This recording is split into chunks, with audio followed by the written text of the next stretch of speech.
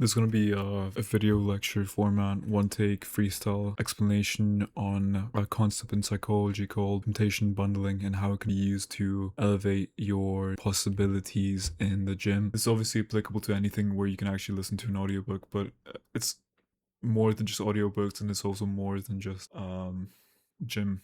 I'm going to start off by giving you guys a quote by Carl Jung. Until you make the unconscious conscious, it will direct your life and you will call it fate. I'm going to repeat this intro in all these video lectures I'm going to do, but it's just some very simple concepts. He was the student of Sigmund Freud. They both have these ideas of the subconscious. They both talked about the subconscious and how you can reach your subconscious and how you can make alterations to it. Obviously, Freud being the founder of psychoanalysis, he has a very specific take. Carl Jung broadened and made his own perspective, or looking back on your dreams and thinking about what is actually dictating your subconscious. But obviously, there's like ways to actually impact your subconscious consciously with the decisions you make. And one of these ideas is through audiobooks. And this is just some research papers that I found, which actually gave a way more profound impact on the psyche than I expected. And I think they could actually be utilized to make a lot of progress. Study one is a PubMed study. Of course, looked at temptation bundling, the idea of like bundling something that's very hard and that takes discipline with something more enjoyable, something to look forward to. Important part of temptation bundling was sort of like restricting your access to what you're being tempted by. So in this case, it was audiobooks, and one of the groups had to lock away these iPods with the audiobooks pre-recorded onto the iPods. So they'd walk into the gym, get the iPod, and listen to the audiobook only when they were working out. And it's important that they were only doing it when they were working out, because audiobooks is something that's like very unique, and I think most of us don't really listen to audiobooks day in, day out. There's like a certain time in the day that you take off to listen to audiobooks. People generally value these mechanisms that prevent their future selves from making unwise decisions. And in this case, it's a mechanism in which you're like forcing yourself to go to the gym because there's the consequences. Like, you're not going to listen to the audiobook. And the audiobooks obviously need to be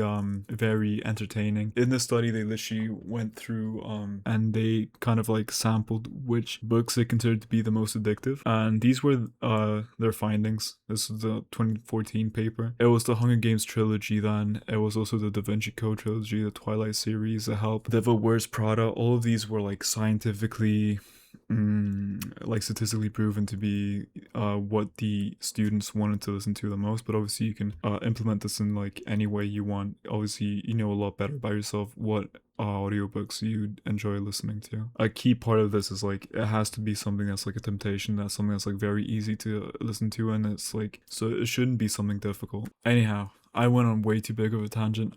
Just pick a book you enjoy. Obviously it has to be something addictive and something easy to follow along. Not hard literature, and obviously something that's like more of a temptation than just like a chore. I want to show you the results. Kind of crazy actually. Like control group is like the solid black line. The dotted line is where they were given audiobooks. They could buy audiobooks, but they weren't locked in that locker we talked about before. They were like just available to these people. Even then, it was obviously getting people to go to the gym. Even more so was this dashed line, which was people that were like being restricted to physically only being able to access the iPod with the audiobook when they go to the gym. Obviously we see some tapering here.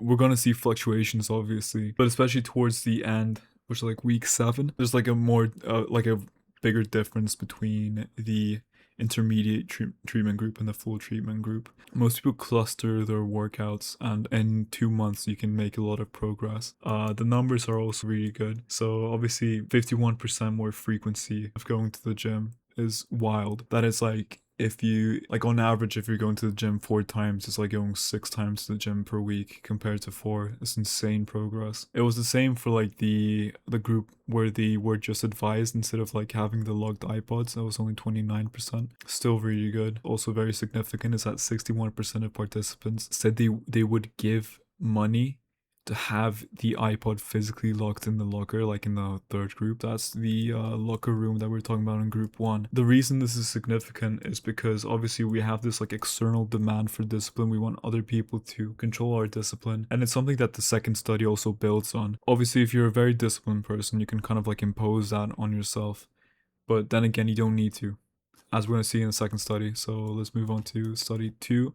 This is a 2020 study in the Organizational Behavior and Human Decision Process Journal. So we also had 2 groups here. One of the groups had they were just given an audiobook, and they weren't given instructions as to like how to use the audiobook. They were given the gym membership and the audiobook at the same time. And then the other group were given the audiobook, but they were encouraged only to listen to the audiobook when they were at the gym. There was clearly like a significant difference between the control group and the 2 groups we just talked about before. Obviously, the biggest difference was in the group where they were advised to restrict the audiobook listening to only in the gym. But there was also a noticeable improvement in the other group too. Sometimes we think we need this external discipline, someone to put it in a locker for us, but even like just buying an audiobook at the same time as we buy the gym membership is enough to motivate us to go to the gym more.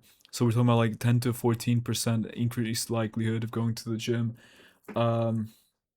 That's obviously a lot, like 10%. We're talking about like optimum protein intake also gives about 10% increase in muscle growth, you know, like it's comparable. But yeah, just going back to the key takeaway, it's just it confirms the information leakage hypothesis.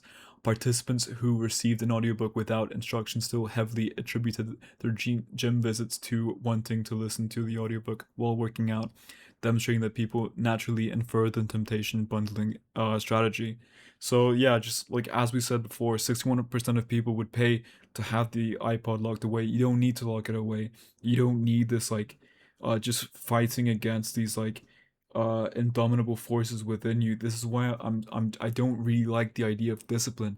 I don't like the idea that we can just like brute force our way through something that's almost immovable, and it's based on a lot of things that we can't really control. Um, but literally just what you can control is literally buying an audiobook and sort of in your mind thinking about connecting the audiobook to going to the gym. And as you can see, we have a 10 to 14% in the one study, we have 51% in the other study. Obviously there's like tapering away in both studies about like week 8. It's similar to the other study, how in like week 8 everything just like collides in itself. But we're literally talking about a 2-month period with a 14% increase in frequency. That is still significant enough to make it worthwhile. Especially since a lot of people, like I said before, they go to the gym in bursts. There's like these periods where they go gym. They do these like gym arcs, and obviously if it's keeping you consistent for 8 weeks, you can literally change yourself in 8 weeks. 2 months is enough to really like pop off in the gym. I want to close off with this painting. I think it's pretty relevant. It's a sower. Obviously there's a lot of symbolism in this painting, but you see this like this beautiful scenery. I don't want to say it's temptation bundling, because obviously like there's so many ways to interpret this painting, but I really do see a person that's like in this very beautiful scenic surrounding. It has nothing to do with what he's planting. Obviously it's grueling, tiring labor, it's repetitive labor, and the outcome of this labor is going to come a long while later. But right now he's just enjoying this like beautiful scenic environment and planting his seeds. And I really do just want you to like enjoy that audiobook that you want to listen to. It's probably going to make you a smarter person as well. The harder the audiobook, obviously the less it's going to be addictive, but also the harder it is, the more knowledge you're going to get. And yeah, that's all I have to say for this video, guys. Goodbye.